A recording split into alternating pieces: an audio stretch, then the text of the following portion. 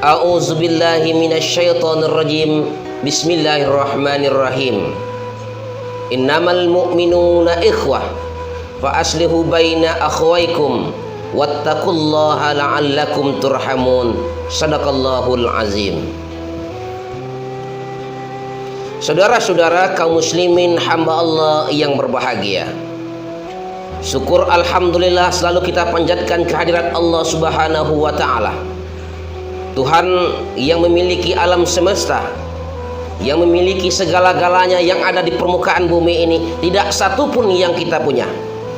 Kita hanya mempunyai hak untuk meminjam atau dipinjamkan oleh Allah Subhanahu wa ta'ala kepada kita.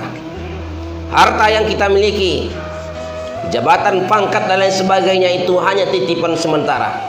Suatu saat akan berlalu, saudara-saudara sekalian.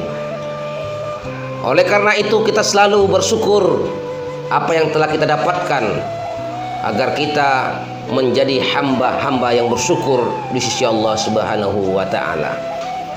Selawat dan salam kita sampaikan kepada junjungan alam Nabi besar Muhammad sallallahu alaihi wasallam. Allahumma sholli ala Muhammad wa ala ali Muhammad. Pada pertemuan kali ini kita akan membahas tentang bagaimana bertetangga menurut Islam. Saudara-saudara, Islam adalah agama yang sempurna. Semua tatanan kehidupan umat Islam ini diatur oleh Islam, baik itu persoalan hidup di tengah-tengah masyarakat maupun dalam kehidupan bernegara dan berbangsa. Berkehidupan rumah tangga juga diatur oleh Al-Quran. Semuanya ada tuntunannya di dalam Islam, saudara-saudara yang dirahmati Allah.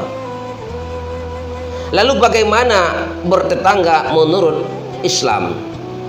Dalam sebuah hadis Rasulullah SAW mengatakan, man kana yu'minu billahi wal yaumil akhir fal yukrim jarahu. Siapa yang beriman kepada Allah Subhanahu wa ta'ala dan hari akhirat, maka hendaklah ia memuliakan tetangganya.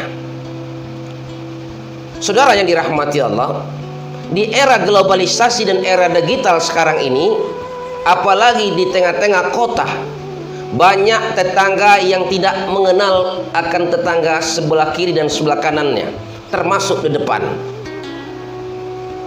Kehidupan yang penuh cuek, lu apa kata lu, gue apa kata gue.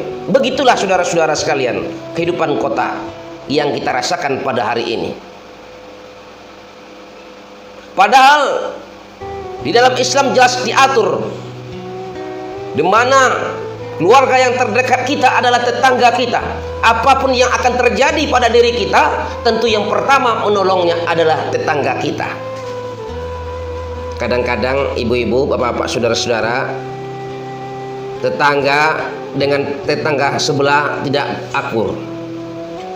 Kadang-kadang hanya persoalan batas tanah, batas rumah dengan tanah tetangga sebelah bisa konflik.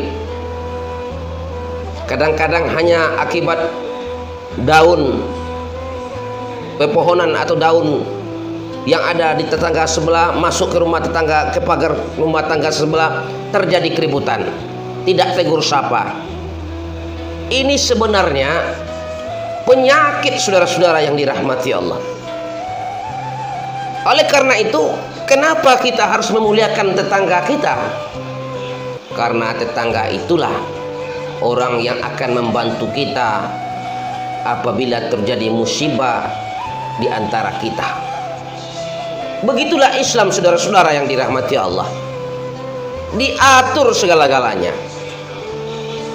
Penyakit hati yang ada di tengah-tengah kehidupan bermasyarakat hari ini adalah ketika tetangganya lebih kaya daripada dirinya, ia iri dan dengki.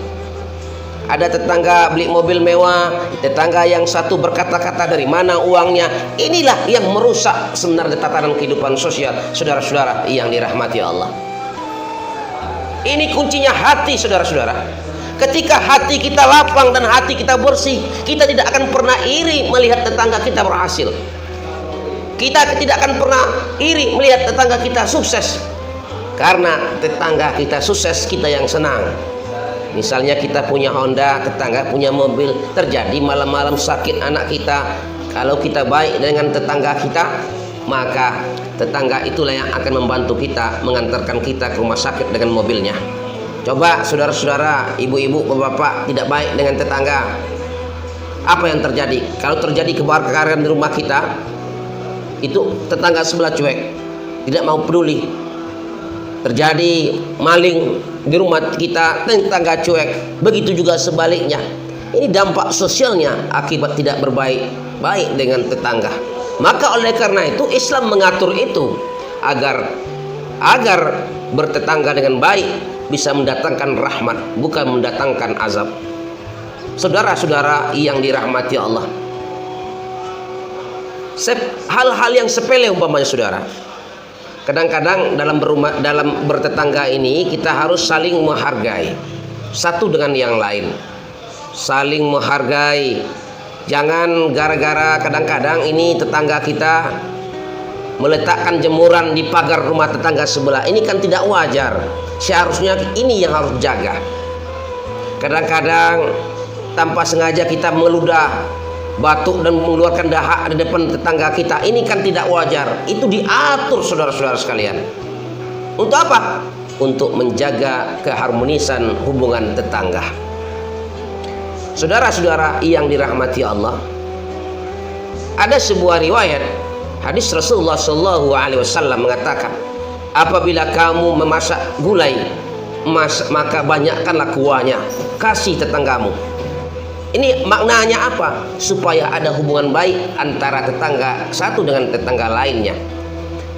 Misalnya tetangga sebelah masak goreng ayam, diantar ke rumah tetangga sebelah. Sebelahnya masak gulai jengkol, diantar oleh tetangga sebelahnya. Artinya tukar menukar.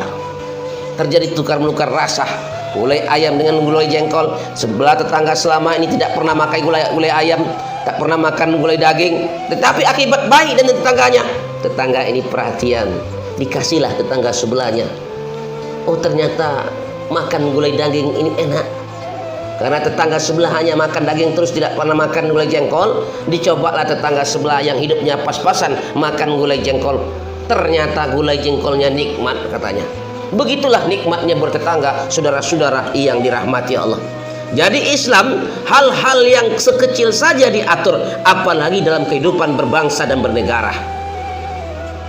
Masyarakat Indonesia masyarakat mayoritas bersuku-suku, beda bahasa, beda warna kulitnya.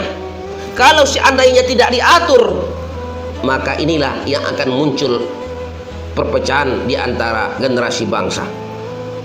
Oleh karena itu Islam mengatur dan mengajarkan itu bagaimana hidup bertetangga, bagaimana hidup di tengah-tengah masyarakat, bagaimana berkehidupan berbangsa dan bernegara. Al-Quran jelas-jelas mengatakan, ya ayyuhalladzina amanu inna khalaqnakum min dzakari wa unsa wa ja'alnakum syu'uban wa qabaila lita'arafu. Kami ciptakan manusia itu bersuku-suku, dari laki-laki dan perempuan bersuku-suku dan berbangsa-bangsa. Tujuannya apa? Lita'arafu, saling kenal mengenal, bukan untuk saling bermusuh-musuhan. Begitulah Islam mengajarkan saudara-saudara sekalian. Kita tidak boleh memperolok-olokkan suatu kaum. Orang Jawa tidak boleh memperolok-olokkan suku Minang, orang Minang tidak boleh memperolok-olokkan suku Melayu, orang Batak juga tidak boleh memperolok-olokkan suku Bugis.